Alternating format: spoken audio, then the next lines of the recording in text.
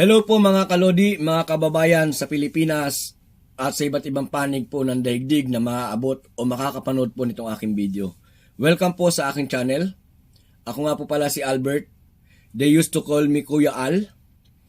I've been on YouTube for a year and a half at ang aking pong content ay daily vlog regarding OFW since ako po ay isang OFW. Ngayon, I decided to make this kind of video dahil naantig po yung ating damdamin, nagising yung ating damdamin, at naroon po yung layunin na makatulong para maituwid po yung mga likong kaalaman na naitanim sa isipan at damdamin ng mga kabataan, especially sa mga millennial, lalong-lalo na po yung mga inabot ng pag-aaral mula 1986 hanggang sa kasalukuyan. Ano po? Since nalalapit po ang halalan, 2022, buhay na naman yung mga topic, especially sa mga Marcoses. No? Nariyan yung martial law, nariyan yung mga nakaw na yaman ng mga Marcos, diba? At marami pang iba. Makikita po natin na talagang para bagang merong isang grupo na takot na mabalik sa posisyon itong mga Marcos. Bakit kaya? Isa po yan sa mga bibigyan natin ng daan para maging topic sa mga susunod po natin na mga vlog. Pero this time, meron po akong napanood na isang video. Ito po ay video po ni Ginang Rita Gadi sa kanyang programang Rita Gadi Hour na naere po noong April 28, 2020 sa kanyang channel na ang tawag po ay Katipunan Channel. Ngayon, bago po natin ito panoorin, kung bago pa lamang kayo sa aking channel, baka naman, don't forget to like, share, and subscribe. Paki-click na rin po yung notification bell para sa ganun ay ma-update po kayo sa mga susunod pa natin na mga video. Especially kung kayo po ay mahilig sa mga ganitong mga topic, marami tayong topic na ilalabas po. Ito lamang ang simula. So panoorin po natin ang video ni Ginang Rita Gadi. Accounts doon sa Malacanang, they presumed na kay Marcos yan. Kaya sinasabi ko nga sa inyo, wala ni isang account na andoon na nasa pangalan ni Marcos. Ang nakita nila, yung binuksan ni Marcos noong 1954 at noong 1963. Ang ibig sabihin nito, meron dalawang account dyan, nasa pangalan ni William Saunders, pero sa ilalim ng pangalan ni William Saunders, Ferdinand Marcos. Yung isang account, nasa pangalan ni Jane Ryan, pero sa ilalim nun ay Imelda Romualdez Marcos. Bakit ganon? Sapagkat sa Switzerland, ganyan sila nagpapasok ng pera. Kailan ito pinasok? Hindi pa presidente si Marcos. Abogado pa lang siya at congressman pa lang siya. At bagong kasal pa lang. At si Mrs. Marcos, kakasal lang nila 1962-63. Magkano ang nilagay dyan? Ang unang kanilang pinasok dyan, $68 million. Saan ang galing ito? Hanggang ngayon. Hindi natin masasagot. Sapagkat ang taong nagpasok niyan ay namatay na. Hindi nila pinayagan si Marcos na bumalik sa Pilipinas at sa kanya ay madinig natin ang kwento kung saan nanggaling ang kanyang kayamanan. Saan napunta yung pera na yan? Saan napunta yung mga accounts na yan, yung Swiss accounts na yan? Yung simula ng pagpasok ni Mrs. Aquino, nakita nila doon sa account na yan, nung kanilang ginawa ng arithmetic, mga $356 million yan. Sa haba ng panahon na andyan yung pera na yan, kumita na ng interest. Kaya nung pumasok si Mrs. Arroyo, $768 million na yan. Sasabihin nila, ay ninako ni Marcos. Hindi. Tumaas na yung presyo sapagkat nagkaroon ng interest ang pera na yon. Saan pumunta yan? Una, sabi nga ng mga Swiss banks, ang ingay-ingay ng Pilipinas, sinasabi parati na yung pera na yan kay Marcos at lahat, nababahala na sila. Kaya ang ginawa ng ang Swiss federal judge, yung kanilang parang Swiss court. Anong sinabi doon? Ibabalik namin yung pera na yan sa Pilipinas, kayo na ang mag-sequester.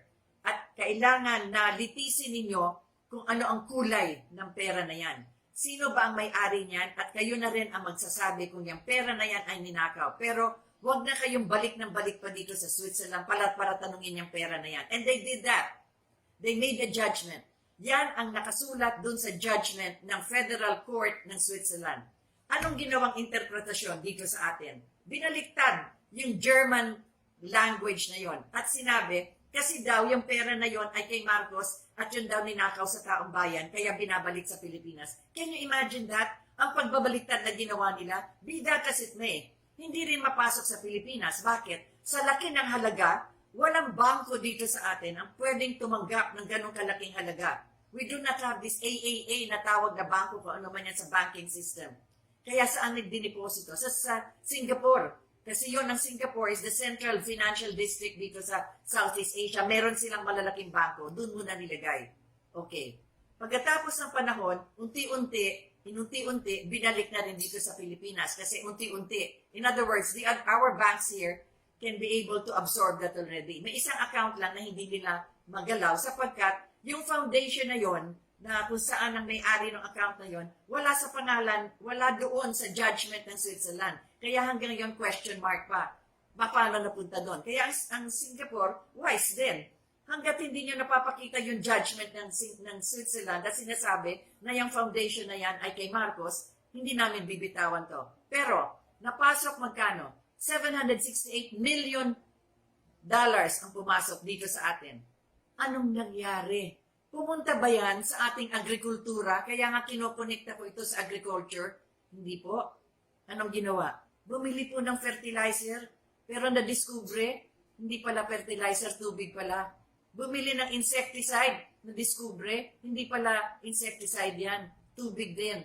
At sino mga nakinabang? Naku, sangkatutak, libo-libong pumirma. Pero nung chinek nila yung pumirma, isang tao lang ang pumipirma. Kunyari, pumunta dun sa bukid na yon, sa bukid na ito, diyan lumabas yung pangalan ni, tandaan nga ninyo yung pangalan, nakalimutan na ninyo, yung si Mrs. Napoles.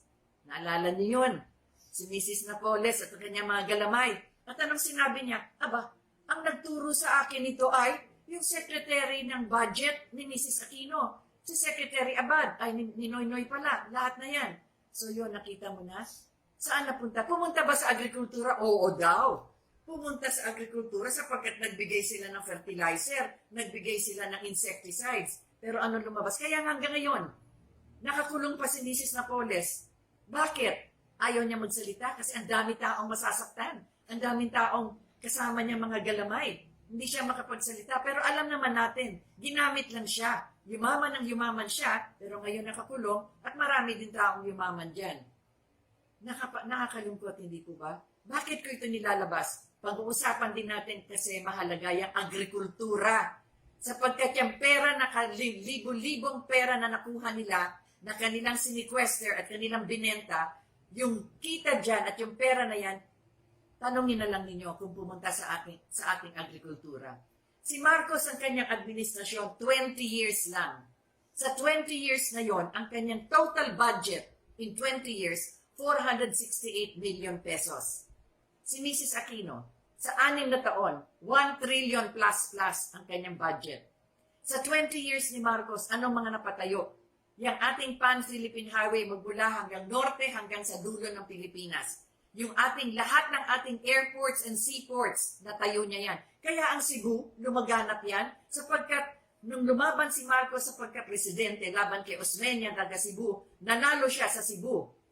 That is Osmeña country. Kaya bilang gantimpala kasi binoto siya ng mga taga Cebu, diyan niya talaga nilagay ang pagbubukas ng airport, seaport, electrification. Kaya lumaganap ang Cebu. Huwag nilang ipagmamalaki na yan ay gawa kasi ng mga Cebuano. Hindi, binigay ni Marcos sa kanila yan, parang tulong sa kanila, marahil kasi, hindi sa marahil, sapagkat sila naniwala kay Marcos dun sa eleksyon.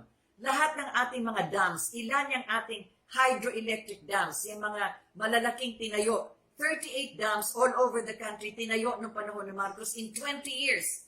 Sa 35 years nito, magmula noong 1986, nakapagpatayo ba sila ng isang dam? Merong isa, yung tinayo noong panahon ni Ramos, pero hanggang dun lang sa Katiklan, kung saan man yan. Kaya ngayon, nagkakandahirap tayo sa tubig. Tubig! Lahat tayo sumisigaw. Kasi yung anggat, yung magat, nawawala na. Bakit? Hindi kasi nagtayo pa ng ibang dams para dumami ang ating supply ng katubigan. Anyway, so yun na nga ang nangyari. Balikan natin ang agrikultura sapagkat doon sa kanilang batas, kailangan lahat ng pera na yan pumasok sana sa agriculture. Tingnan naman natin yung kanilang iba pa mga nakuha. Ito na. Yung mga paintings, pinag-usapan ko na rin yan, pinakita ko na rin sa programang ito. These are the pre-Renaissance and the Renaissance paintings of the Middle Ages. Isang painting lang, libu-libong dolyar. $100 million ang isa. Binenta nila 23 paintings. Atin na yan, naka-exhibit na yan doon sa ating Metropolitan Museum of Art. Anong ginawa nila? Binenta. Pumunta ba yung pera na yan sa ating agriculture? Kaya nagtatanong tayo, kung pumunta dyan, hindi sana tayo maghihirap sa pagkain, sa bigas, sa ating mga kinakain sa araw-araw.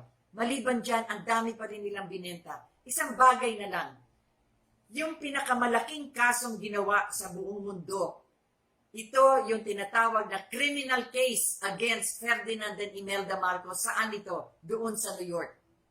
365 documents, 95 witnesses ang kanilang harap para yung 4 na building sa New York. Babanggitin ko ito sapagkat kailangan pag mapasyal kayo sa New York o tingnan nyo sa mga retrato nito.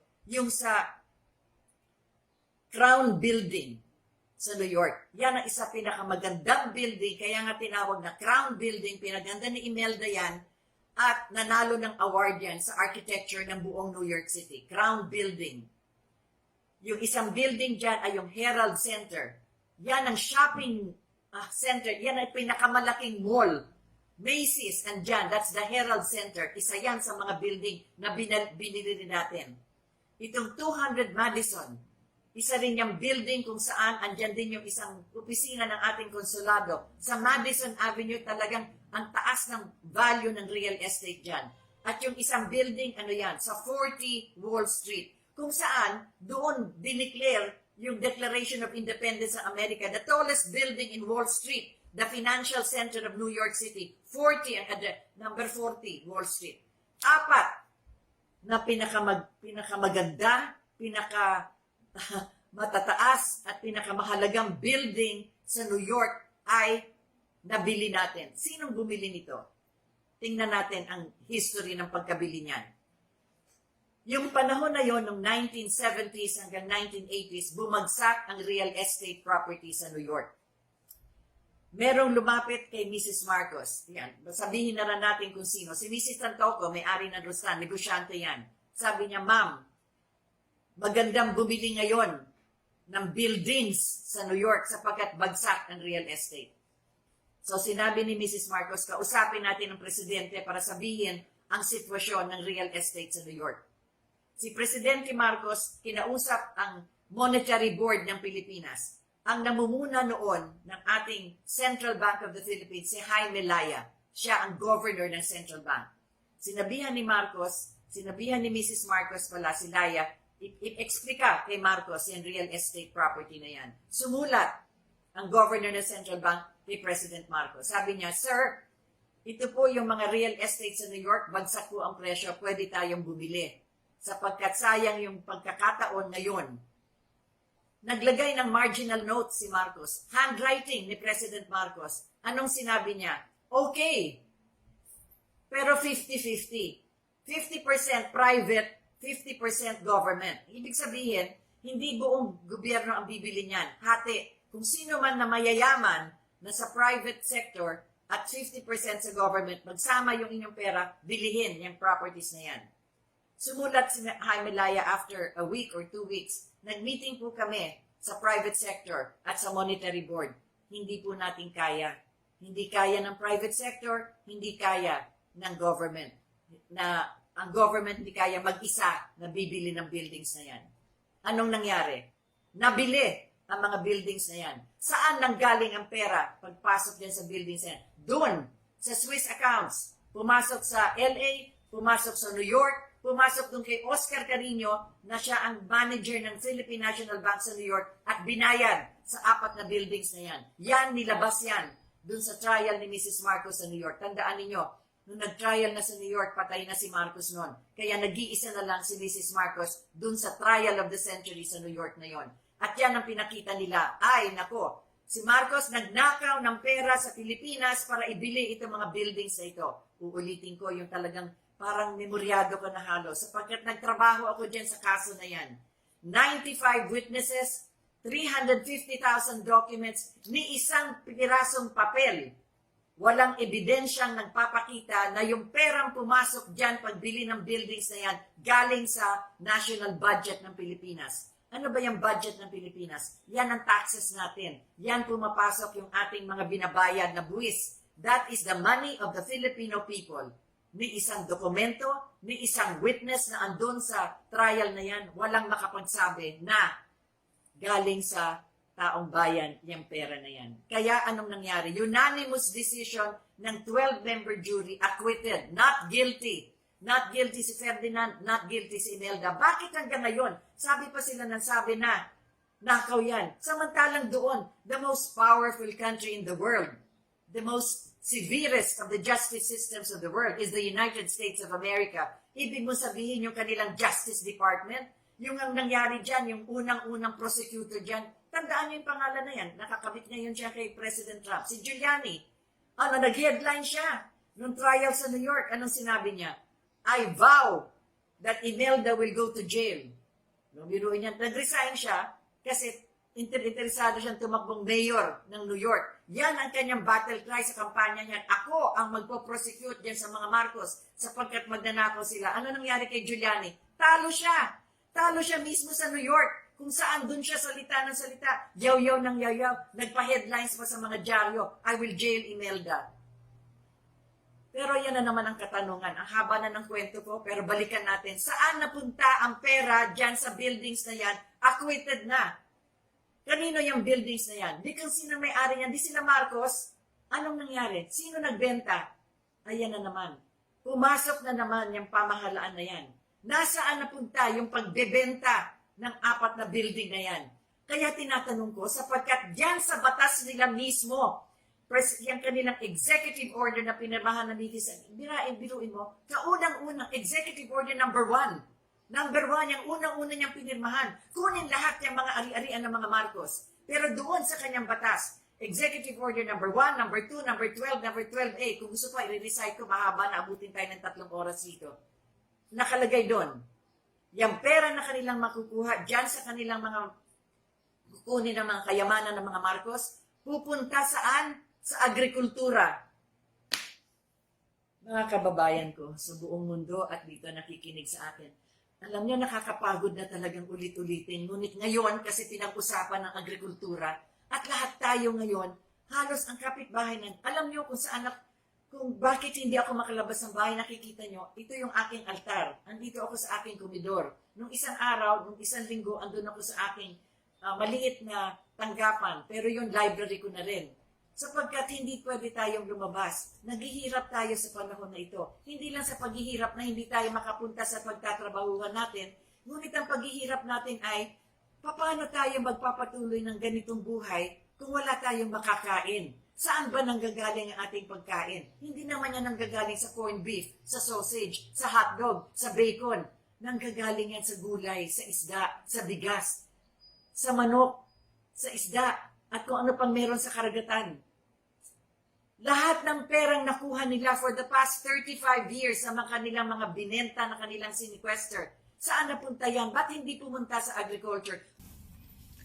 So yan nga mga kababayan, malinaw na yung hinahabol po nila na Swiss account ng mga Marcos na sinasabi nila na di umano ay nakaw na yaman, ito po ay malinaw na hindi po ninakaw. Bakit? Malinaw na yung Swiss account ay binuksan noong 1954 at 1963, hindi pa po presidente si Ferdinand Marcos. So, ibig sabihin, yung nagsimula ng $68 million na dahil po sa interest patuloy na lumalago at naging $768 million na ibinalik ng Switzerland sa Pilipinas, yun po ay pera na hindi po ninakaw ng mga Marcos, kundi yun po ay pera mismo ng dating Pangulong Ferdinand Marcos. So ang malaking katanungan na yan, kung hindi yun pera ng gobyerno, pera ng Pilipinas, at hindi ninakaw ng mga Marcos sa Pilipinas, so ibig sabihin po, kabaliktaran ang naganap. Since naibalik sa Pilipinas yung $768 million, lumalabas na ang mga Marcos ang ninakawan ngayon. 'Di ba? Sa pangyayaring ito. Hindi lamang yung $768 million na yon ang ninakaw sa mga Marcos, maging yung 4 na properties sa Estados Unidos na ang pinambili roon, malinaw na malinaw, hindi kayang bilhin during 70s, hindi kayang bilhin ng gobyerno kahit na tumulong pa yung mga private sector na mga mayayaman na mga negosyante sa Pilipinas, hindi kayang bilhin yung mga properties na yun sa Estados Unidos. Pero nabili yun ng Pilipinas. Kaninong pera ang ginamit? Pera po ng dating Pangulong Marcos. Asan na yung 4 na building na yon? Asan na yung 4 na properties na yon sa Estados Unidos? Naibenta rin po yan. Isipin ninyo, $768 million plus yung pinagbentahan doon sa 4 na properties sa Estados Unidos plus yung 23 paintings na ang bawat isa ay $1 million ang halaga na ibinenta rin po. Napakalaking halaga. Napakalaking pera. Kaya habang binabatikos, habang hindi tinitigilan yung pagbabato sa mga Marcos na sinasabing sila ay mga magnanakaw, habang ito po ay nagaganap, patuloy lamang po na pinatatakas yung mga nakinabang doon sa pera po ng mga Marcos na ibinalik sa Pilipinas. Kaya mga kababayan, it's about time. It's about time. Tama yung sinasabi nila, darating yung pagbabago. Ngayon, sumabay po tayo doon sa pagbabago na yon. It's about time na buksan natin yung ating mga kaisipan. Tuldukan na natin yung nasa isipan na ang mga Marcos nagnakaw. Kasi dito malinaw na malinaw. Malinaw na malinaw na hindi nagnakaw ang mga Marcos, manapa sila pa ang nanakawan. So sana po ay nakatulong itong video na ito para mabuksan po yung ating mga isipan. At gaya nga po na sinabi ko kanina, kung kayo po ay hindi pa po nakasubscribe, please subscribe to my channel. Paki-like na rin po at paki-share na rin po ang channel na ito o ang video na ito para marami pang mga Pilipino ang maabot po nitong ating pagbubukas ng kaalaman. Isang mapagpala at mapagpalayang araw po sa ating lahat. Magandang hapon po mga kababayan.